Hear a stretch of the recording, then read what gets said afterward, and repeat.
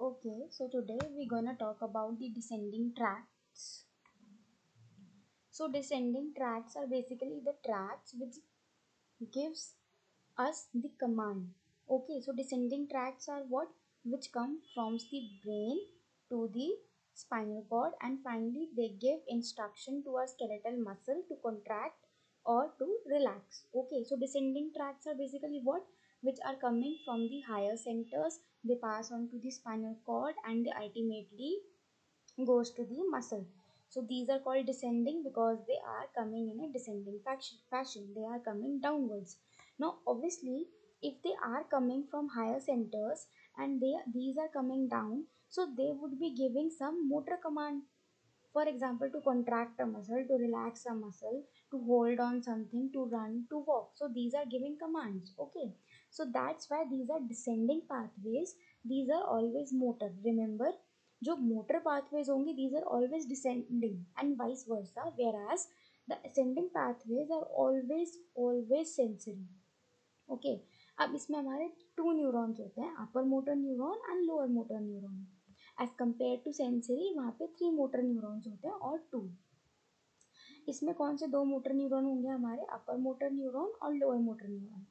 अब हम देखें तो मैंने आपको एक्सप्लेन किया कि information comes from the brain to the spinal cord and then to the muscle. So you can see three different images here. So what happens? The neurons which come from the brain to the spinal cord. So ठीक है, this part is the upper motor neuron because it is coming from the upper part. Okay, so whole of the motor pathway can be divided into two. In the center there is spinal cord and it is the distinction between the upper motor and the lower motor neuron.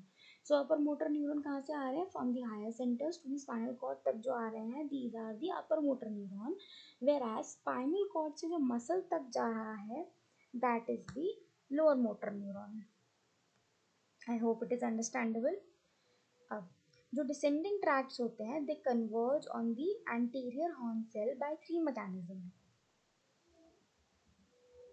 Okay अब ये जो ऊपर से हमारे tracks है descendant tracks, right, this is a spinal cord. ठीक है, a transfer section of a spinal cord.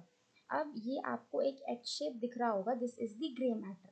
और यहाँ पे इस जगह इस एरिया को we called it as anterior horn cell. ठीक है, अब anterior horn cell is present on both side, right side and the left side. So जो मोटर न्यूरॉन्स होते हैं they always synapse at the anterior horn cell. अब इस पे synapse करने के दे हैव थ्री वेज.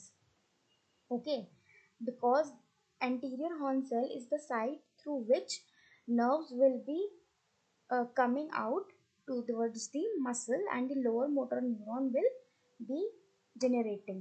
सो इसके थ्री मैकेनिज्म में क्या हो सकता है कि वो डायरेक्टली, अब ये जो एंटीरियर हॉर्न सेल होता है इसके ऊपर अल्फा मोटर न्यूरॉन भी होते हैं, गामा मोटर न्यूरॉन भी होते हैं एंड इंटर न्यूरॉन्स भी होते हैं. तो या तो वो डायरेक्टली जो हमारा हायर सेंटर से आएगा nerve it neuron, it's directly synapse on the alpha motor neuron. उसकी वजह से अल्फा मोटर न्यूरॉन पे साइनैप्सिंग से हमें क्या एडवांटेज मिलेगा, ऑफ स्पीड एंड स्पेसिफिसिटी. अगर वो गामा मोटर न्यूरॉन पे साइनैप्स हो रहा है तो it control the stretch reflex.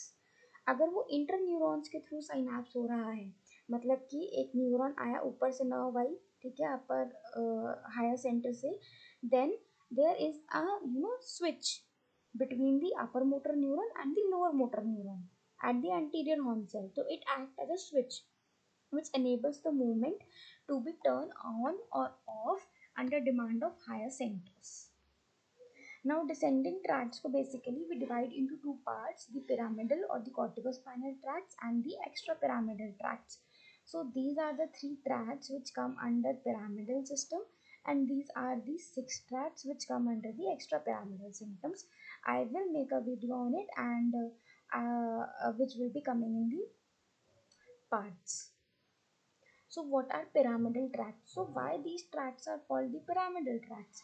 Because these tract arise from the pyramidal cells in the cortex, which I will explain while I will explain the corticospinal tract in detail in another video. Also the corticospinal fibers decussate in the pyramid of medulla oblongata. अब इसके दो reasons हैं, because जो medulla होता है उसके अंदर there is pyramid, तो उसके अंदर इनका decussation means crossing of the fibres occur. अब इसके कुछ कैरेक्टरिस्टिक्स होते हैं। Longest tract in the body होता है, arise from the motor cortex and reach up to the last segment of spinal cord, present only in higher animals and man. 85 to 90% of fibers are of small diameter, less than 1 micrometer. 50% fibers are unmyelinated and hence they are slow conducting pathways. Now, what are extrapyramidal tracts? We remember we discussed about the six tracts which come under the extrapyramidal system. So these are also known as subcortical tracts, and they arise from the subcortical structures and not from the cortex. Whereas the pyramidal tracts were arising from the cortex, and these tracts arise from the subcortical structure and not from the cortex. These are called so because they do not arise from the pyramidal cells of the cortex nor enter in the pyramid of medulla. That's why the basic reason they are called extrapyramidal, because of the medulla, because medulla has pyramid. So in the pyramid of medulla there is crossing of the pyramidal fibers, hence the name pyramid. But the extrapyramidal fibers do not cross the pyramid of medulla, they are extra to it, hence these are known as extrapyramidal tracts.